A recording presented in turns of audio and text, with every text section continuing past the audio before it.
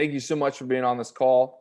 I just want to give you a little bit of context of each of these calls that's happening once a month, that they're about setting up a dialogue between staff and committee to figure out solutions together for their ministry context. So we recognize that we don't know each of your areas, and that's why you're in your areas. And so you've been given the ability to be a part of your community. And so we're just going to give you kind of help set up some dialogues for you to go back and ask questions to your staff in your area, in your committee, for your specific ministry context. So we're not about giving answers or assuming you already can answer all these questions. Your task after each call is to set up a conversation with your committee and staff to work towards a solution towards this kind of stuff. And we try to have these things be timely.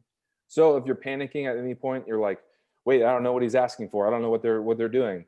The perfect thing to do is go back to your area director, your staff, or your committee and say, this is what he was talking about. I have no idea what he was talking about. Let's hash this out, and that's the hopes. Today we're talking about a term within Young Life that's new called RCE.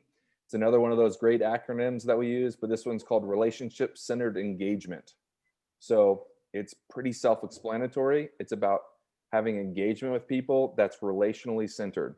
And one of the things that Young Life could also be called is relationships. That's the vision. That's what we do super well. And so along the lines of your committee is you have volunteer leaders in your areas, and those volunteer leaders are asked to do contact work.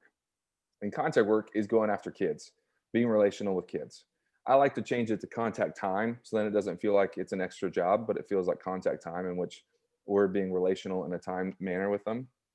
And one of your tasks I'm going to ask you to do is call a volunteer leader in your area and just say, hey, how did you get to know the kids that you're with? Tell me the process. Because part of that is recognizing that this is a time. It takes time. It's not a one and done conversation.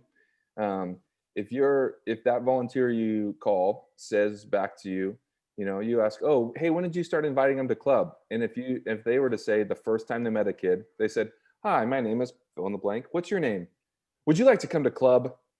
And if that's what they said, I would tell you to tell them, hey, we need to do some more training with you, because our Young Life leaders don't just go invite kids to club or invite kids to those things first thing. It's not the first question out of the gate. Just like our first conversations with adults in our communities should not be, hey, what's your name? Would you like to give money to us? That's not a good thing. Or, hey, do you want to be on committee? Because we don't know anything about them. We don't know anything beyond, we might remember their name. Because if you're like me, when I say, hi, my name is blank, and then say, what's your name? I usually have to respond with what their name is again, or say, sorry, tell me your name again. Because maybe I'm more concerned with if my hands are clammy or if I get the handshake right than worrying about the other things. So relationship center engagement is doing contact time with adults. And that's what our committee is starting to do a focus on. So we're going to take you through a couple levels of contact time. So level one with contact time with being adults is being relational. It's asking names. It's asking them questions. It's thinking to yourself, answering the question, what's relational with adults? In the context of students, we go to schools, we go to football games, we go interact with them on their turf and where they're at. And then with adults, it's thinking, what adults do I know? And what's it like to be relational with adults in your community? And what things could you do that's relational with adults? It might seem really simple, and don't overcomplicate it, is just get to know people. Get to know people in your community.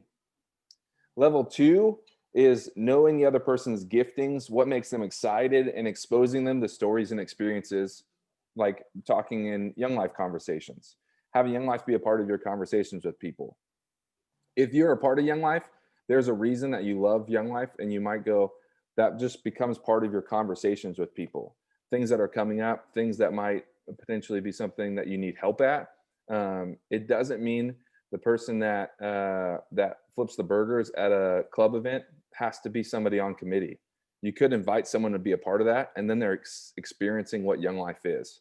That's level two. But part of that is also knowing their giftings, what excites them, what do they enjoy doing, what things perks their interest a little bit. And so it's thinking of the question, what experiences could you have an adult be a part of in your community? And then level 3 is in those relationships to ask them to engage more, invite them to engage in your community, invite them to engage in the community of Young Life. And that in relationship context becomes a way simpler thing than what I'm just going to assume blanket statement that there's people in our committees that just kind of go, I just don't want to ask people for money. Well, you're not doing that if you're in relationships with them. You're inviting them to be a part of the Young Life community and engage in what's going on in the community around you. And that's stuff that we're excited about. And if you know what they're excited about and you know their giftings and you know what they enjoy doing, then it becomes an easier conversation than just, hey, what's your name? Give me money. And that's not what we want to be about within Young Life, because that's not what we're doing with kids. We're not just being transactional with them. It's transformational conversation.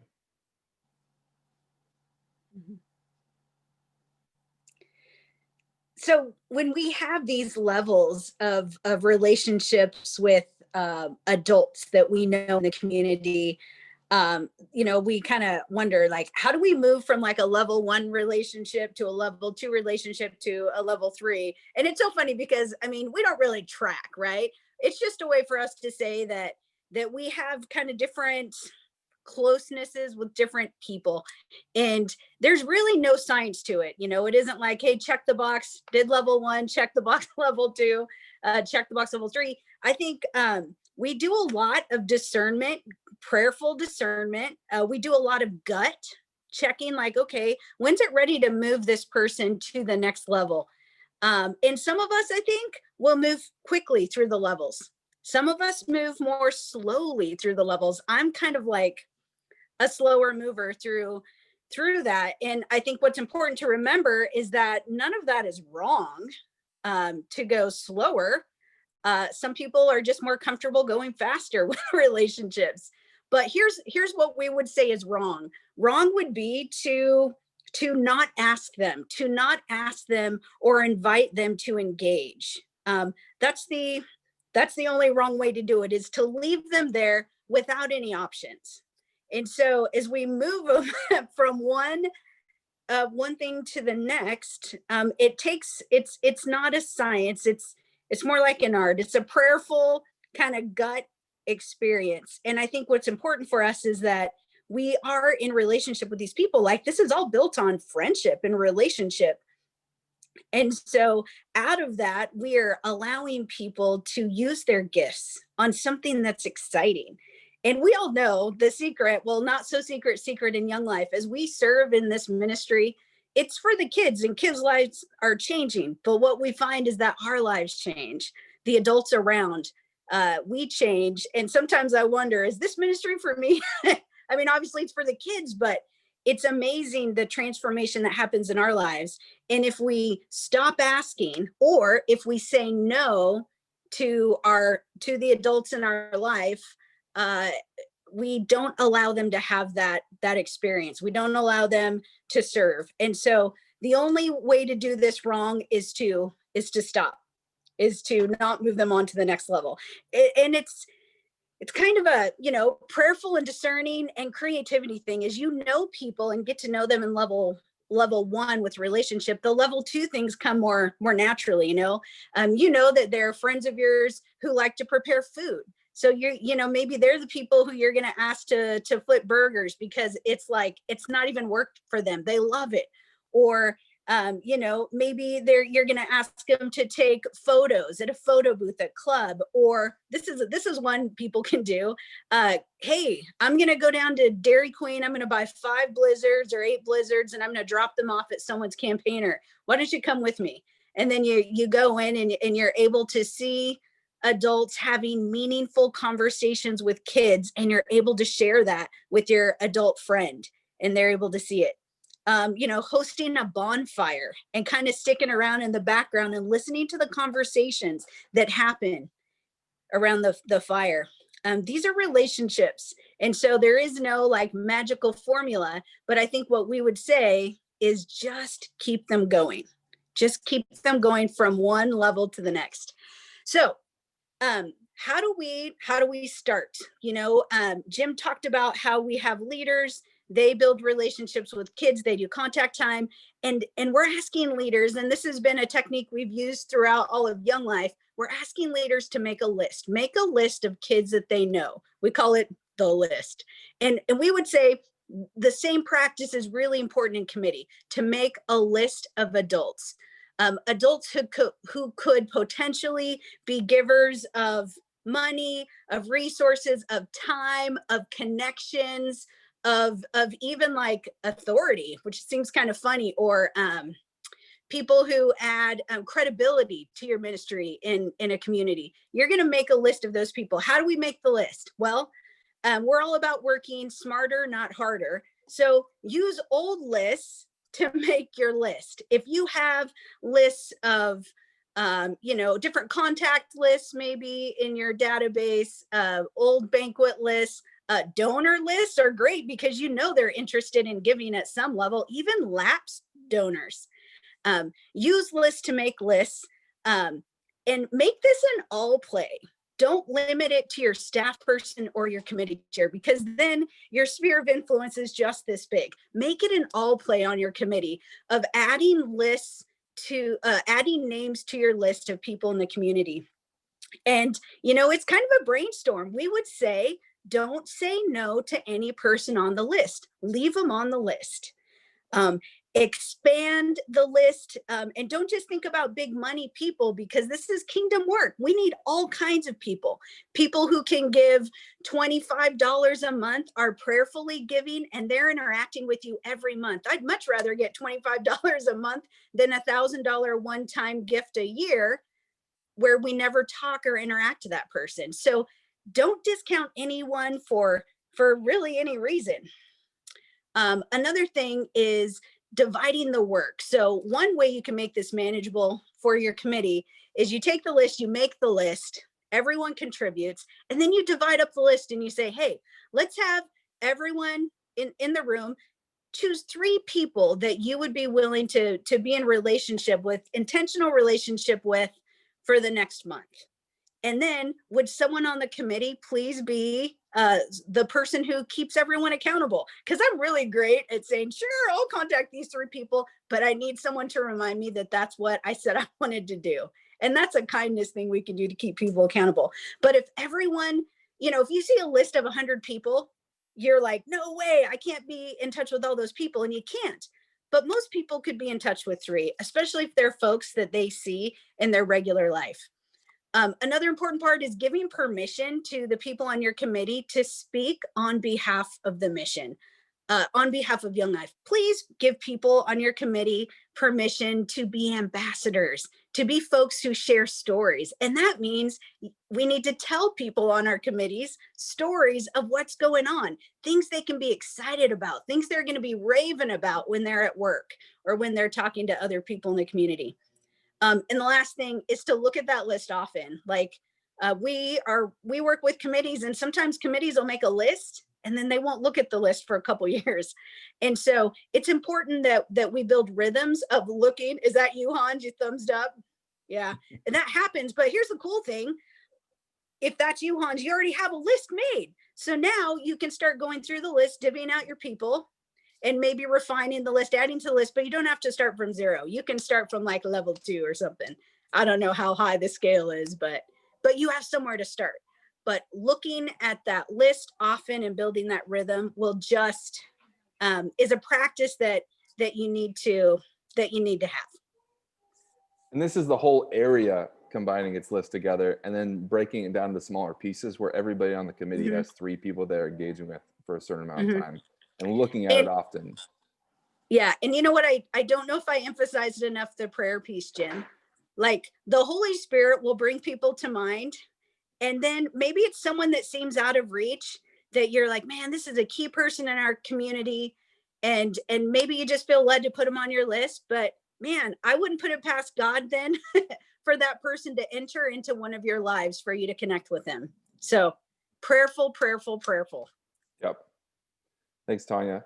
So I'm just going to share with you a little template that I've used in the past with what a list could look like. It's a reminder that we've all used, and it has some color coding on it and a lot of that stuff, but it has names on it. It has who's the contact person. It has what if contact information where when we added them, and any notes, and those notes come about in time. That it might be like, oh, they used to be a part of this, or they used to do this, or they already do this, or they've got excited about this, or any of those notes that you can put that the area can know. And then you're looking at what are you asking for. Now in this, you're going to see a lot of like money, but the reminder is it's not just money we're after. We're after people's time, talents, and to be involved with this, because you know that things cost money. So it's one of those reality checks. Are they added to the prayer list? And then doing a first contact. When did you do that? Who's the person in charge of that? And that's why you can check it often. This could become a thing that you do at every committee meeting, that you bring out the list again and you look at the smaller list of everyone's three. Who's your three? Hey, when was the last time you contacted them? When was the last time you engaged with them? Then looking at face to face. And then when did we do the ask and what did they decide to commit to? So you can look at it in any sort of way. This is a simple way that I chose to do it, and looks at color coding, at looking at the list and saying, all right, how do we make that a smaller thing from there? If you want that template, you can totally put in the chat and we can send it to you afterwards as a way to do your list. As you combine that kind of stuff together. So with that, you might be thinking to yourself, okay, so we put together a list. You might have 2 names on it. You might have 100 names on it. But the question that I'm going to ask, and I'm going to ask you to put in that chat right now, and we're going to take a look at it for all of us, is who are the kinds of people you'd put on the list? So in 3 seconds, I'm going to open it up. Tanya already added one person to it. Stephanie, she would like to add Stephanie to her list. But if you want to just, who's your kind of people you'd put on the list? And go. Club parents, yep. School principal, yep. Parents, school administration, yep. Club parents is a great place to start because those kids are already involved. And that's not always saying like, hey, you're going to start there. Business owners, yep. Anybody that's involved in any sort of the school, yep. Coaches, oh yeah. Former leaders. You also might think of former kids that are around. You wouldn't be surprised, and we've probably all run into this, of people that have said, oh yeah, I think I went to something like that in like 1987, and I went on some kayak trip or a houseboat trip that used to happen, which we don't do houseboat trips anymore. And then where they're at. Retired school staff, yep. Givers from the past. Pastors. Is there a missions elder at a church that you need to get in contact with? Is there some sort of that sort of piece? Business owners in your community. That's where you're not just going after those business owners to be engaged, but man, you know who is a great person to have in a strategic planning meeting? A business owner that you know has a flourishing business, because they have a different lens that they see things through. You bring somebody in on a strategic planning meeting who's not involved with Young Life at all. You do a little prep with them, and then you realize, oh, they are like business minded and also see some different areas that could be worked on. Golf partners. Yep. Oh man, who you go golfing with. This isn't one of those things that you start on a list with just like random people you don't know. Rotary civic organizations. If you have a pickleball club that you're a part of, people in your pickleball club. You know, if you have something that says Young Life on it and someone asks about Young Life, you put their name on a list. They asked about it and you go, hey, why don't I engage on more level? Now I'm doing level 1, and now I'm going to figure out level 2 and figure out what they like to do. That person could lead a pickleball fundraiser for you because they asked the question and you put it out there. Thinking about all those things, that makes a list that is, especially if you don't block anybody, it's a list that's really long. And then as you separate it down into everybody on your committee, having 3 people that they're contacting for a while and just connecting with. And it doesn't just end like, at level 3 and you're like, great, I did it. Done. Now we'll cross those people off those lists and won't ever talk to them again. We continue to be relational with them. Why? Because they're our friends. They're people that we want to be interacting with. They're people that we want to engage with. And as you get to know people in Rotary organizations, we had a Rotary organization come and do all the meal and everything for a Christmas party for our Young Lives girls. And let me just tell you, as Tanya said earlier, all those people that came said, can we do this again next year? I loved doing this so much. I'm so thankful that you asked me to be a part of it. But we could have said, oh, Rotary, yeah. And the person I talked to said, I don't know if a lot of people are religious in this Rotary organization. And I said, well, why don't we just throw out the idea? And then at the end, they say, thank you so much for asking. We want to do this again. That's going where you're not blocking them. Hans says Lions Club does meals for our Young Lives. So you're talking to those people. Those are the people you're going to put on the list and then expand it from there. So here's a task I'm going to give you that's a little bit more business minded. I'm aware of that, but it's more business minded to go back as you've just stood in your budget for 2020, 2021. Take a look at your revenue and figure out on a percentage thing. So find someone who's really handy with a 10 key, a percentage of what comes from 3 different categories in your revenue. What stuff comes from events that you have to invite people to?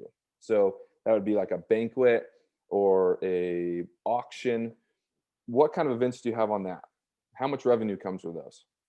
How much revenue comes from, or a golf tournament would also be like you have to invite them to it. How much of your revenue comes from non-inviting events? So if you have a fair booth, if you have some sort of thing that you just engage with the general public, that you're doing like a food booth or that sort of thing, or a fireworks stand that's not approved by Young Life, those kind of things. And then the third category is how much of your revenue comes from monthly supporters? And this is one of those times I'm going to throw this out there. The percentage that your monthly supporters should cover is about 80% of your budget. Why? And the why answer is right now, we've just discovered why. In a COVID season where all your events are shut down and you're going, oh gosh, what do I do? Those events came up with 80% of my budget. Now what do? You realize, oh, if we have monthly supporters that are supporting us $25 to $500 to $1,000 a month, it creates a foundation underneath you where you can go and dream with. You can go and dream and engage with those people to be part of it. And you're not relying on some event for it to run your organization and run your area. Are you coming up with this percentage? Well, no, actually. So I would say this goes beyond just Young Life in the nonprofit world. A lot of the nonprofit world is saying this. So nonprofit as a whole is going, monthly donors is where you should be putting your interest and your investment in, instead of waiting for events to run that kind of stuff. So the answer is yes, Young Life, but also above that. And we're from the development department and across the board, and talking to other organizations, this is where they're realizing we need to all head to instead of waiting for events.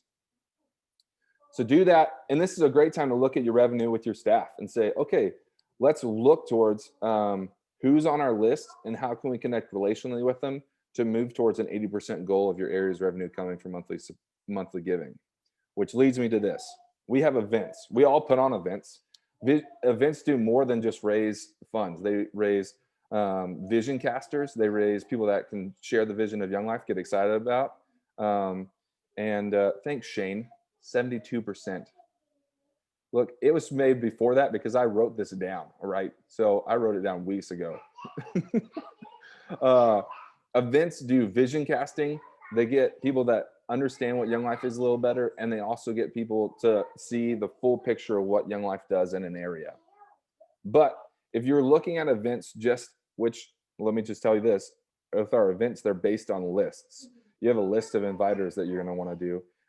The worst thing that you could do is put on a perfect event, but no one knows where it's at or know where they're going. So then you have nobody in the audience, and then it really becomes a one-man show on stage instead of an event. But what your events are to do is to have, when you're planning an event, to do a 2 to 3 week event. Now, here is what I say. You have the night of the event, and everybody on your committee and every staff person in the room should be looking at finding 2 to 3 connections with people that they can make in the next 2 to 3 weeks afterwards. So when you're thinking about the next event you're putting together, it's a 3-week process of going, okay, who from the list of inviters are we going to connect with in the next 2 weeks? because that's going to get them from just coming to an event to actually engaging and being invited into the community of Young Life in your area and being invited to do something bigger than just show up to something. That's the relationship centered engagement. We recognize that fundraisers look different in this season, and so we can't do anything different about that, but we can work on relationship centered engagement.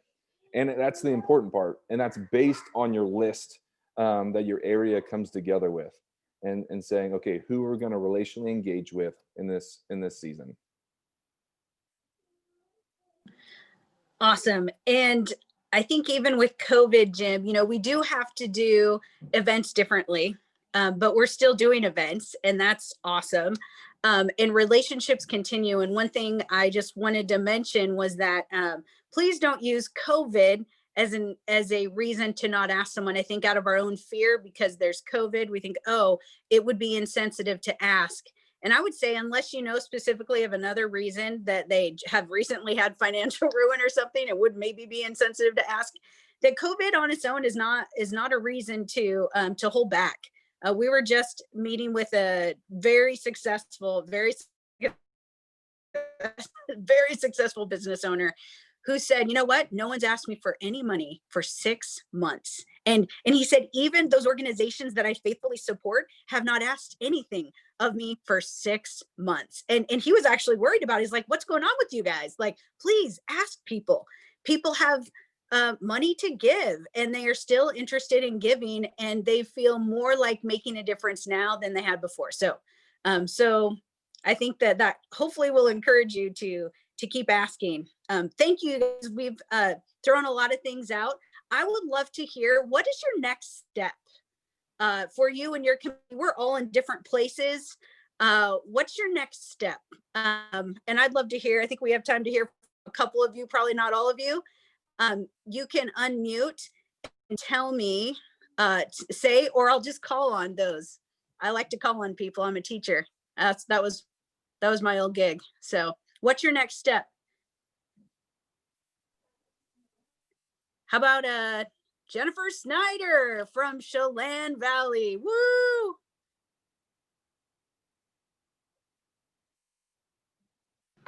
I got stuck. I couldn't unmute. I think, honestly, our next steps to pray. I felt like things were going really well, and then we had some changes. Our local church that actually supports a lot of our Young Life budget monthly has gone through some recent changes, and really we're kind of shaken up, and we've realized that we have some people that think Young Life's not kind of conservative enough, which has been, so we're wrestling with that. And so I think we need to pray about whether to try to engage some of the people that are interested but critical, or whether to continue to really pursue our cheerleaders. And like Tanya, you had said that you had somebody that was like, why aren't you asking for, money? I have money. With this business owner, we've actually had a business owner whose daughter told me that he felt really offended by being asked, because he's given to not our organization, but to a different organization year after year faithfully, but it's such a hard time for local businesses. That said, that was at the beginning of the summer. Chelan's had a boom. So I think for us, I guess all in all, we just really need to pray about how to engage people, who to engage, what the right connection is. And I'm hoping we can get some of these people to camp. I don't know if you guys have any word on whether we think camp's going to happen next summer. That's my big, that was our plan this summer. So, and I know nobody knows, and be positive.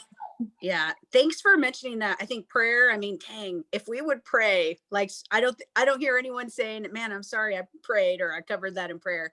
And then also the camp, that's another great opportunity to bring people in and let them see what's going on. We have summer camp. There's also weekend camps. You can use weekend camps as an opportunity to give people a view into what's happening. They're more plentiful, and you can almost take as many people as you want to weekend camp. So thank you. Thank you for that. Who else? What other action steps come to mind? Let's see. We'll do another. Let's see. Kit Stewart, Red Lodge. It's Red Lodge, right? Oh, you're on mute, Kit. There we go. There you are. Yeah, we're a relatively new club here. We're, I guess, just barely under a year into establishing Young Life in Red Lodge after it's been in Billings for many years. And we had a few hiccups last year with some staff issues that pushed us into the springtime. But so we're really into this relational component of it and establishing those relationships within the school and just basically earning the right to be heard from our one volunteer, well, our paid staff, and then volunteer people on the committee. So right now it's just our focus is very much what you guys highlighted today was that relational part of it, and just investing our time in the next 6 months into that, and with the hope of getting some kids interested in going to camp in the summertime.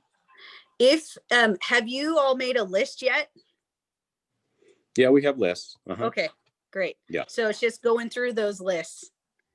Yeah, being- and we're strategically asking some people this fall to have some in-home small dinner party type things to strategically go after people that be volunteers for the club meetings, and then also people that we're going to identify as hopefully potential donors. Awesome. So that's what we're up to. Thanks, Kit. One thing I'll remind you about as you take this and you go, okay, now let's make a list. Let's make a list as an area, is that, yes, I say 80% of your budget should come from monthly donors, but that's like, if you look at it and you get panicked and you're like, well, I guess we just need to stop doing events. Do not hear me say stop doing events, but to move towards that transition. And also that it's a long road to get there. We're not saying relationship centered engagement is step one. Go do level 1 contact work, check. Then you move on to level 2, then you move on to level 3, check. And then it's just a smooth sailing. It could take a while to get through those levels and walking through with your relationships. So as you look at it and you realize, oh, our revenue's not there, this is going to be one of those 3-year wildly important goals that you work towards, and that there's going to be smaller goals along the way.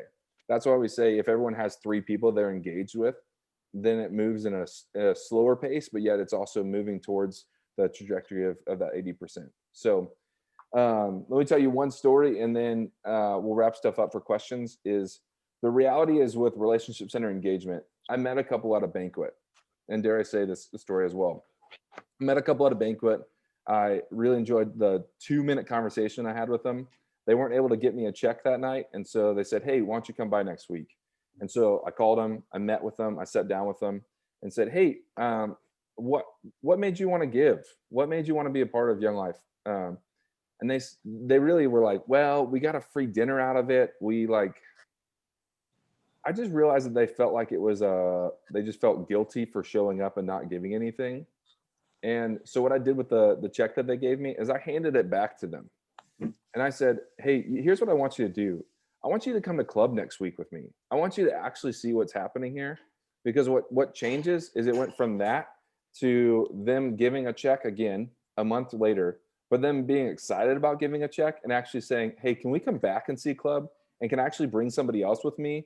And they didn't bring somebody else for another year. And I asked them 4 or 5 times, like, hey, do you want to come back to club? Do you want to bring that friend? They're like, oh, sorry, we're busy. But I realized that in those conversations I had with them, it changed the dynamic of what that relationship looked like. And it didn't just become a transactional, I give you a check because I feel bad and I know you need money.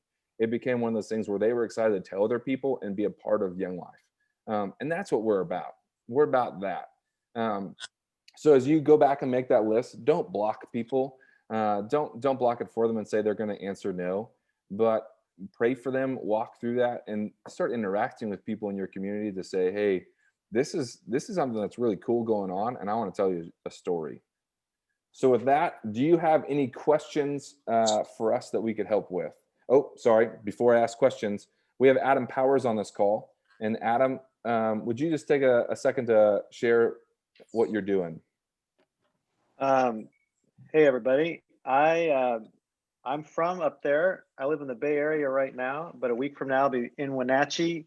I used to lead on staff with Bill and Kyle. I was on staff in Leavenworth and Kashmir. Currently, I do a lot of things for Young Life. One of the things that I do for Young Life is I work nationally coaching people with personal donor development, as well as areas in relationship-centered engagement around the country. And I'm excited to take those skills and these opportunities up to you all up in your region, our region. So I'll be up there a week from now. Sweet. So if you want to hop on a call with Adam and talk through some stuff, or hey, you got questions for him, he's a available resource, especially when it comes to RCE, and that's like kind of his sweet spot. So just know that.